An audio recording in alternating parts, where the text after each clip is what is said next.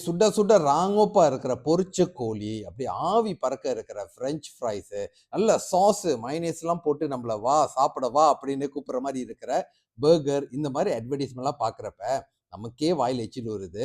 பசிக்காட்டியும் சாப்பிட்டு பார்க்கலாமே அப்படின்னு தோணுது தானே! இதெல்லாம் பார்க்குறப்ப, பிள்ளைங்களுக்கு என்ன நண்பா தோணும்? இது வந்து 2022 என்னோட ஃபர்ஸ்ட் சீசன் வணக்கம் டாக்டர் செஞ்சப்ப ஒரு ஸ்டாட்டிஸ்டிக்ஸ் வந்து நான் பேசினேன் எனக்கு ஞாபகம் இருக்கு.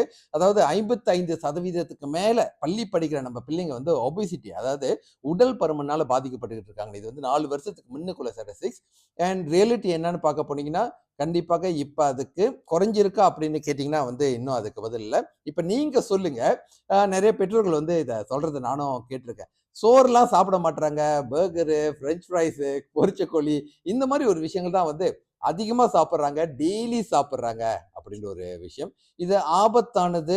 அவங்களுக்கு உடல் நலத்துக்கு சரியில்ல. நம்மளுக்கும் சரியில்ல தான். அவங்களுக்கு இன்னும் மோசமாக இருக்கும். ஏன்னா, நாம்பலாம் ஆரம்பிச்சது மேபி மிட்வேலேருந்து ஆரம்பிச்சிருப்போம். ஏன்னா, அப்பலாம் வந்து அவைலபிலிட்டி குறைவு நண்பா. கொஞ்சம் தான் கிடைக்கும். எப்பயாவது ஒரு நாள் தான் கிடைக்கும். இப்ப எப்ப வேணாலும் கிடைக்கும். ஃபோன் எடுத்து கிளிக் பண்ணாலே கிடைக்கும் அப்படின்னு பிள்ளைங்களுக்கும் தெரியுதுல்ல. ஸோ, இதுக்கு வந்து இந்த புகைப்பிடித்தால் உடல் நலத்துக்கு கேடு, இந்த மது அருந்துதல் உடல் நலத்துக்கு கேடு, அந்த மாரி அட்வர்டைஸ்மென்ட்ல வந்து அந்த மாரி போடுற மாரி, இந்த மாரி உணவு சம்பந்தப்பட்ட அட்வர்டைஸ்மென்ட்லயும் அந்த மாரி போட சொல்லிலாம் கேட்க முடியாதுன்னு நினைக்கிறேன். ஆனா, நம்ப அதுக்கு உண்டான ஒரு ஹெல்த் டிஸ்க்ளைமர் சொந்தமா குடுத்துக்கலாம்.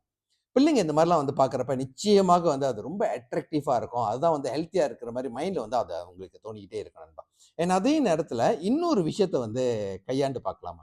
அதாவது பிள்ளைங்கள தான் வந்து பார்க்குறப்ப, ஆ இது சாப்பிட்டா இந்த மாரி ஆகலாம் அப்படின்னு எப்பயுமே ரெடிமேட்டா ஏதாவது ஃபோட்டோஸ் இந்த மாரி விஷயங்கள வந்து எடுத்து காட்டுங்க. ஓகே.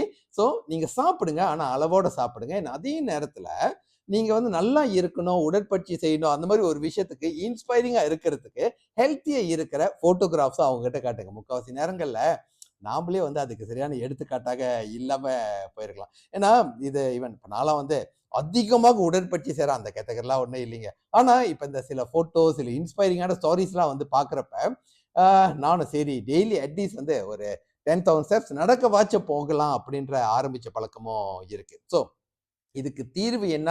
தீர்வு இருந்தே ஆகணும். அதாவது இப்படியே விட முடியாது. ஏன்னா பிள்ளைங்களோட டெய்லி சாப்பாடு ஆக்சுவலி நான் ஃபாஸ்ட் ஃபுட் மட்டும் சொல்லீங்க.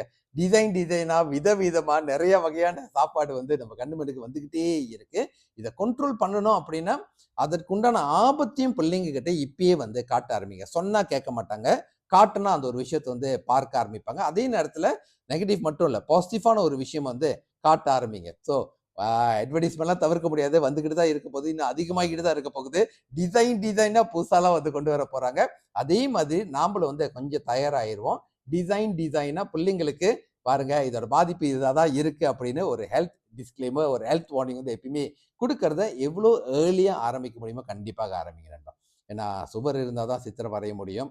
இன்னொரு 10, 20 வருடத்துக்கு அப்புறம் வந்து வரக்கூடிய நோய்களின் அறிகுறிகள் வந்து இப்பயே வந்து வர ஆரம்பிச்சிருச்சு. எல்லாத்துக்கும் தெரியுது.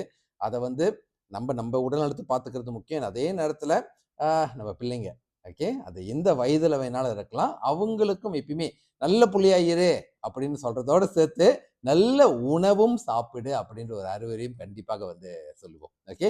இத ஜஸ்ட் இன்னைக்கு பகிர்ந்துக்கணும் அப்படின்னு தோணுச்சு. ஏன்னா ஃபோன் ஸ்க்ரால் பண்ணிட்டு இருக்கப்ப, எனக்கு ஆக்சுவலி இப்ப பசிக்கவே இல்ல. ஆனா டிசைனா அட்வர்டைஸ்மென்ட் பார்க்குறப்ப நானே சாப்பாடு ஆர்டர் பண்ணணும் அப்படின்னு அந்த எண்ணம் தோன்றப்ப டக்குனு இத கிளிக் பண்ணுச்சு. ஓகேங்களா? உங்களோட கருத்துக்களை பகிர்ந்துக்கங்க. காணொளி பகிர்ந்துக்கலாம் நண்பா. வெற்றி வணக்கம். டாக்டர் பண்டித்.